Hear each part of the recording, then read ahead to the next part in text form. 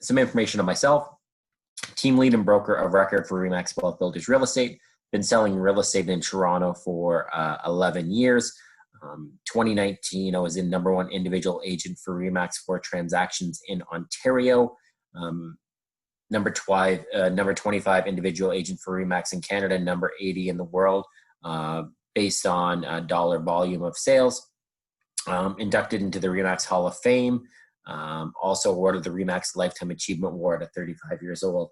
But all that's great. That's the selling side. But we really see ourselves as the equivalent of an investment advisor, but in real estate wise. That's how we guide our clients. So what I like to tell people is that I built a portfolio from $39,300 into a $14 million real estate portfolio. And Kyle did the same thing, bought in the same project that $39,300 was.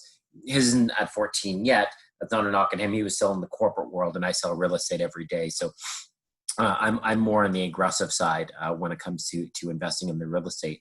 But basically, from an initial investment 11 years ago, turned that into a $14 million portfolio, which is 14 condos, a high park triplex, and an apartment building in Hamilton.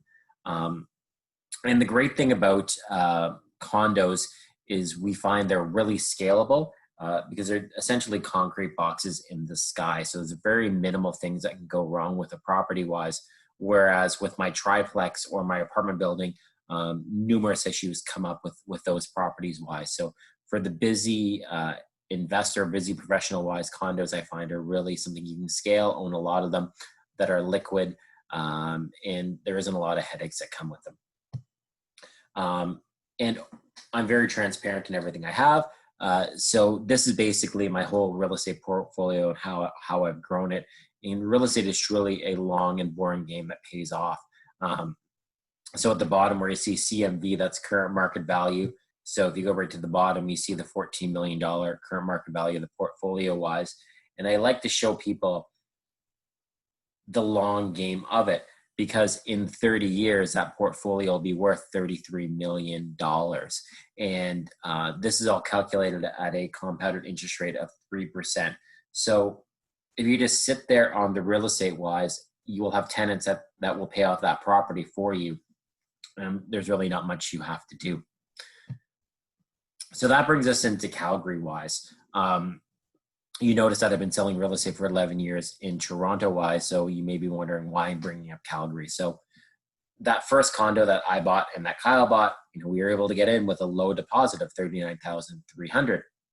Well, since that time, prices have escalated considerably in Toronto, where that initial condo that I bought has over doubled in the price that we purchased for, getting close to tripled territory.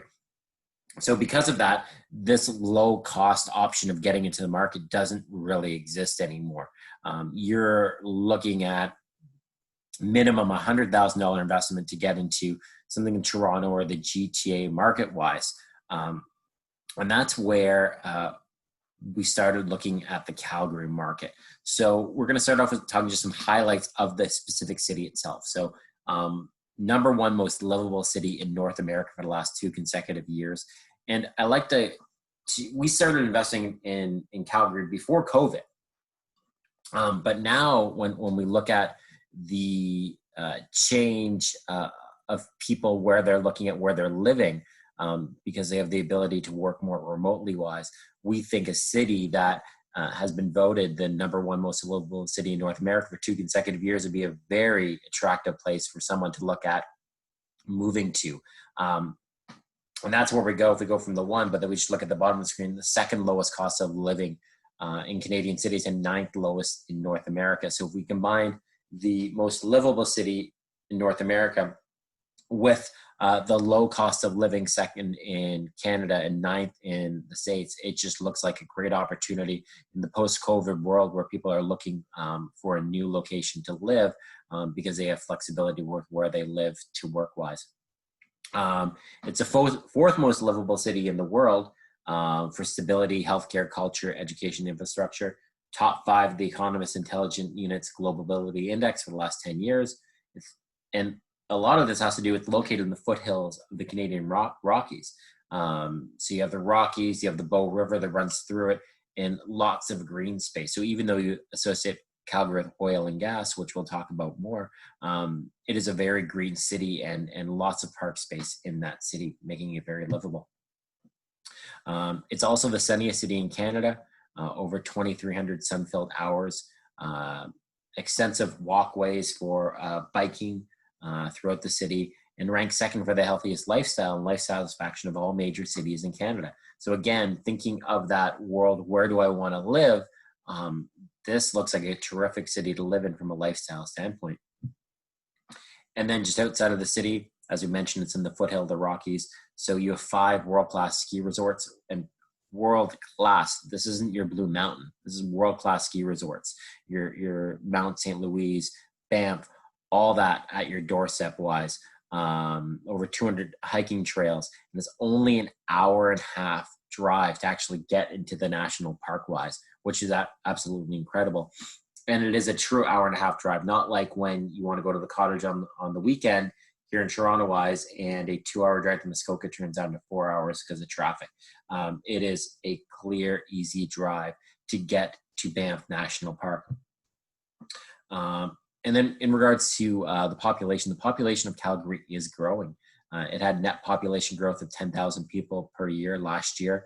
And it's also a wealthy city. It has the highest millionaires per capita of any of the major Canadian cities. And it also represents the highest wages and salaries per employee in the country at over 66,000. So you have a concentration of wealth in the city. You also are very, very well paid for people that live in the city wise, which means there is definitely growth room in regards to the pricing of the properties as well. There is growth room in increasing rents, because rents are definitely something that's more income specific, more income tied to income than the actual price of properties is. So why is Alex buying condos in Calgary? Well, first of all, Minto has been investing in Calgary-wise. Now, if you're familiar with Minto is one of the top builders in Ontario-wise. They do development in Ottawa, Toronto, they do development in Florida, and now they've turned their eyes to the Calgary market-wise. This is very recent for Minto to be entering into the Calgary market. So they obviously see opportunity with the decreased pricing in the Calgary market and want to start developing that area. And when I have $1 billion plus company that's looking at investing and developing this area wise, that has many analysts on staff, I'm going to piggyback off them and go, hey, you know what? They see something. I do a little bit of research wise. Yeah, that makes sense. I'm going to follow them as well. So if you get in first, you get in before the boom period happens. The big money is starting to move there. Not only is Minto developing here, but Greywood, another big Toronto builder, has also been doing development in the Calgary market. And these are builders that have never developed in Alberta before. This is very recent. They've been picking up properties there at a discount wise. Now it's our turn to, again, piggyback off these big $1 billion companies wise and take advantage of what they're having to offer. So first of all, why are they doing this? Well, right now, Calgary's been going down since 2014, and it's really bottomed out, and we're starting to see signs of life in the market-wise. So this is our buy low opportunity. We haven't had an opportunity to really buy low in Toronto-wise. And one of the crazy things is that in, what was it? I think in 2004, the pricing of Toronto and Calgary was actually the same. So if you look at where Toronto has gone pricing wise and where Calgary is, you have tremendous room for growth. And we're just coming off, we came off a peak oil high in 2014. We saw prices go down, and now now we've hit the bottom part, and now we're expecting things to start going up. So one of the things I like to highlight in here is that Warren Buffett recently bought a pipeline, and his biggest deal in 4 years. And that's a sign of confidence for the oil and gas industry. And that's someone looking at, okay, well, now we've kind of bottomed out on pricing wise. We know that energy infrastructure is still going to be needed moving into the future wise. This is a great opportunity to purchase this investment. And the same thing in the condo market here in Calgary. New condo sale prices have dropped 21% since 2017. So we're seeing the reduction in pricing wise. We bottomed out where it needs to be. And the risk factor is negated in regards to our prices going down. No, prices aren't going to go down anymore. It's just basically when are they going to start going up? And why we see them going up is the distribution and diversification of the Calgary economy. So distribution focuses in on the actual oil wise. So one of the major issues in regards to the Alberta oil sands isn't actually the world price of oil. It's the price of Alberta oil, which sells at a discount to the crude oil prices in Texas. So Texas, which actually has access to this what's that sea called, Kyle? Off the coast of Texas and Florida. I don't know what that sea's called. The Caribbean. You have access to Caribbean wise, and then you can distribute your oil off the coast of Texas wise. Well, Alberta's landlocked, so we're basically sole source distribution down to the states, and our oil sells at a discount because of that. Now, the Trans Mountain Pipeline is actually under construction wise, and that's going to help solve a lot of the distribution issues with Alberta oil, because that's going to bring it to our west coast, which can then be shipped on tankers to the Asian markets, your Indias, your Chinas, and all your other markets out there that you're going to be your biggest consumers of oil. If we just look India and China wise, that's over half the population of the world right there in developing countries that are starting to rely more on oil and the automobile and everything like that. So we have that distribution issue being solved, and this pipeline will be completed in 2023, and that will actually help bring our oil prices much closer per barrel to the worldwide oil prices. So in 2020, we can see that Alberta oil is selling per barrel 50% less than Texas oil. And then in regards to diversification, Calgary isn't just oil and gas. There is a growing tech industry in Calgary and Alberta. And some key things that tech companies are going to be looking for moving in the future is they're always looking for talent. They need highly educated talent, so your workers wise, and they're looking for an affordable cost basis to work out of. Well, Calgary has the highest concentration of high-tech workers of all the Canadian cities. Calgary ranked in the top 10 of most attractive cities for workers. Calgary has the highest proportion of STEM graduates. So what that means is degree programs in science, technology, engineering, and mathematics. These are the people that the technology companies are looking to hire, those graduates wise, that workforce they require. And from a cost saving standpoint, the office market in Calgary is actually saturated. So you actually have a high vacancy, which means that you can get incredibly affordable office spaces in Calgary wise. And we also mentioned off the top that Calgary is one of the most desirable cities to live in North America wise. So when you combine those two things, on top of the fact that Alberta has the lowest tax structure in Canada wise, and there are additional corporate tax cuts coming in part of the $10 billion stimulus package by the current Conservative government in Alberta, you're going to continue to see a diversification, and other companies start flocking to Calgary wise due to the low cost of living, the low cost of doing business, and the workforce population there. And then we also see from the chart just how diversified Calgary's come off of oil, where we see that forest, fishing, mining, oil, and gas only represent 6.5% of the workforce in Calgary wise. So boom and bust. Calgary is typically a boom and bust, and this goes in regards to the buy low, sell high. We are in the bust period right now, and again, if you have ever have an opportunity to buy during a buy low period, that's always your best time to buy. Mark couldn't join us on the call today, but Mark is with Minto Wise. He's our contact on the ground there. But in 2010, he recognized this, and he made over $1 million flipping property during the last down cycle in Calgary, because he saw the opportunity to buy low after the financial crisis in 2009. So he started buying properties in 2010, and then he started selling those properties in 2013. And if he was in the call, he would admit that, hey, I wish I kept some more of those properties because those were great investments for me. So again, here's a local that saw the opportunity to buy low in the cycle wise, because we know that pricing is going to rebound in the future. So what about the location? Annex is all about location wise. It's located in the Kensington area, one of the most desirable neighborhoods in Calgary to live in. If I'm equating it to Toronto wise, it's very similar to King West or Queen West in Toronto.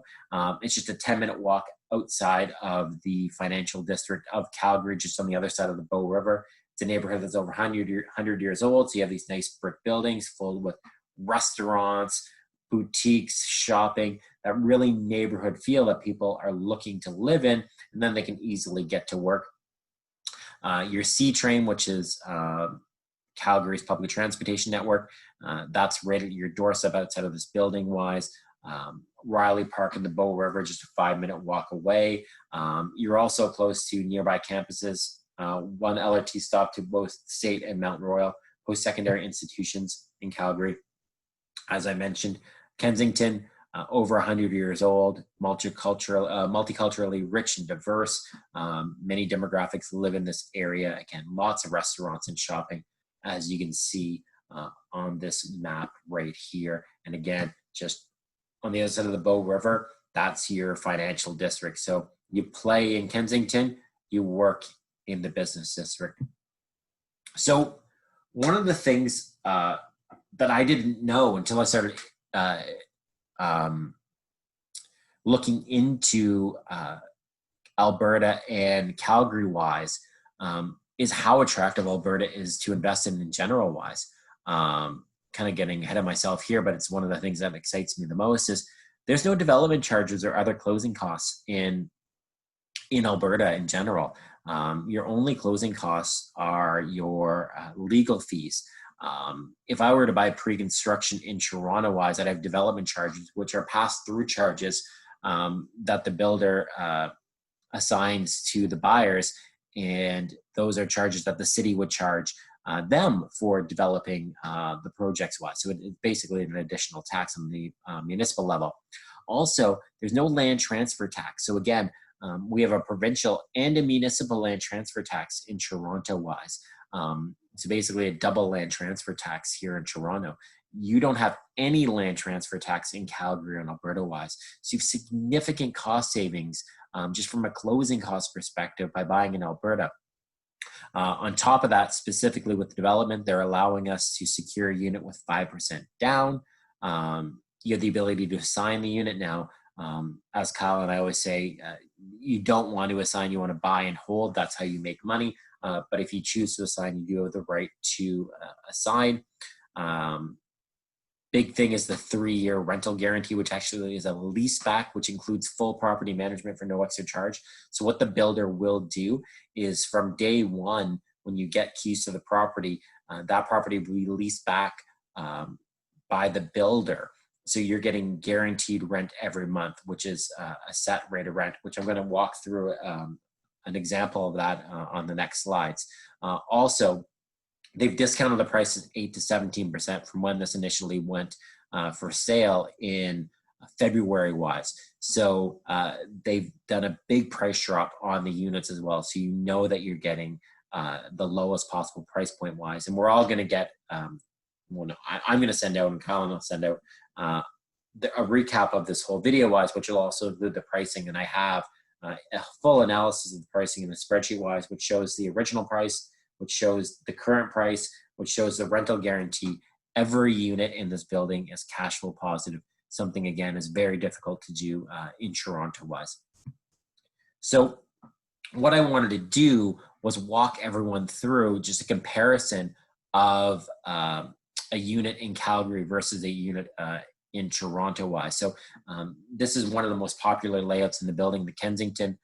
As of this morning, there were only 2 left in the building. It's a 1+ den, 651 square feet, which is about the size of a 2-bedroom today in Toronto-wise.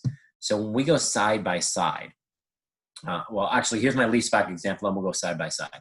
So the leaseback example, this is unit 609. This unit's actually sold now, but unit 609, 1+ den, 651 square feet. It's priced at $338,990. So the mortgage on that would be $1,044 per month. The property tax on that, $210 per month. Maintenance fee on that, $247 per month. And then the lease back rent, so your guaranteed rent every month for 3 years, is $1,694. So what that works out to is a positive cash flow of $141 per month. And how they calculate that $1,694 is you take the purchase price, you multiply it by 6%, and you divide it by 12. That's a simple calculation how they figure out the lease back amount on the property wise. And the mortgage rate is calculated at 2.3% with a 30-year amortization.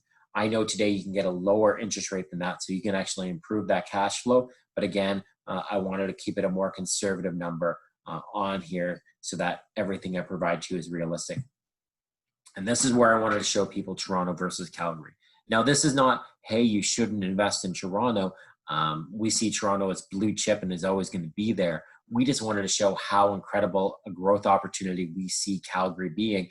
And Kyle, when we invested in the Canary District, not the Canary District, I always call that, in Carnaby at Queen and Gladstone, when it was a sketchier area in 2012, that's where we saw true value-wise. And Kyle is the analytical one. Like, I think you researched it for 2 weeks when you looked at probably more than that. I remember you coming to me with the initial opportunity, and it took me forever just to run all the numbers, all the different scenarios. What if interest rates increase? And a million different factors that I eventually kind of put into it, and eventually saw there was huge opportunity there, and that's what we've seen.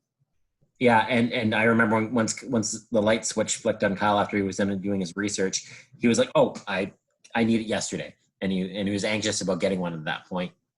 So that's where we see Calgary-wise an opportunity base, because it is priced so low, and it's in a prime location in downtown. This is a tier 1 city. This isn't London, Ontario. This isn't St. Catharines. This is a tier 1 city in Canada-wise. So here's the cost difference-wise. So what I did is there was a unit for sale at 28 Eastern, which is a project that launched 2 weeks ago in Toronto-wise. 645 square feet, very similar to this one, 651 square feet. It was priced at $774,990.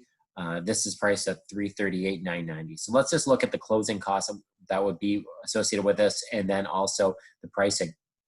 So on $774,990, my land transfer tax is nearly $12,000 on the provincial side, nearly $12,000 on the municipal side. Other development charges pass through. Development charges capped at $13,900, plus usually have $8,000 of other miscellaneous charges. So another nearly $22,000. So my total closing cost in Toronto versus Calgary is nearly $46,000. $46,000 I'm not going to have in closing costs in Calgary-wise. On top of that, when I do the price comparison, Toronto pricing is 128% higher than Calgary. Maintenance fees are 53% higher in Toronto versus Calgary. Now, the rent in Toronto on a per square footage basis is higher, but my costs are significantly lower wise, and that is what allows me to be cash flow positive in Calgary, and that's where we see growth perspective in the pricing. And other things to factor in from the Calgary downtown market, there's been no new launches since 2017. Only 10 sites selling with inventory at 124 units in the downtown core. The average pricing per square foot is $691 per square foot. Excluding Annex, just 485 new condo units remain in the inner core. And also in Calgary, you don't see it in Toronto, in Calgary, there is a difference between concrete and wood construction wise. This is a concrete building, which does attract a higher resale value and commands a higher PSF on development wise and on the resale market as well. Something to factor into. There is inventory, new development inventory, excess new development inventory lying in Calgary wise, but a lot of that is in the suburban areas. But in the inner core, we haven't seen a lot of activity since 2017, and there isn't much units available on the market. And then again, going back to Alberta wise, no rent control in Alberta, no foreign buyer tax in Alberta. We have the $10 billion stimulus package, including reducing corporate taxes in Alberta coming up. There's no land transfer tax, no provincial sales tax, no development charges. It's a policy that's pro-investment. Alberta is pro-investment, and that these are all things that are music to an investor's ears right here. And because of the nature of what Alberta is, a very capitalist province-wise, you're not going to see a foreign buyer tax. You're not going to see rent control. These aren't things that are going to happen in Alberta where we've seen them happen in Ontario or Quebec or BC. It's not something that's going to be happening in Alberta. So what we're going to do is we're going to get into question and answers next. But if you are interested in securing a unit, there'll be an email with those further instruction-wise, how you fill out a form to select a unit based on the availability that's still left in the project for those that are out there. Or you can just, in that email, you have an opportunity to schedule a one-on-one Zoom call with me that you can talk more about the project-wise. So speaking of that, we'll jump right into the Q&A. So if anyone has any questions, just opening the Q&A right here. It is empty, no questions. You did such a great job, Alex. You answered everyone's questions.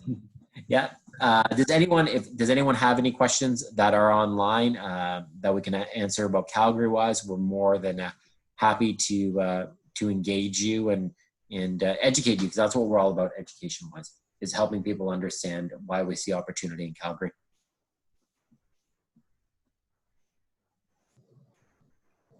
Okay, so no questions wise. So there'll be a recording of this and that'll be emailed to everyone that signed up for this webinar wise. You'll also see all the past recordings as well. That'll get emailed to everyone wise and some more information about the specific project. And if you have any questions, you can reply back to myself or Kyle wise, and we'd be happy to help you out. Okay, thanks everyone. We'll talk soon.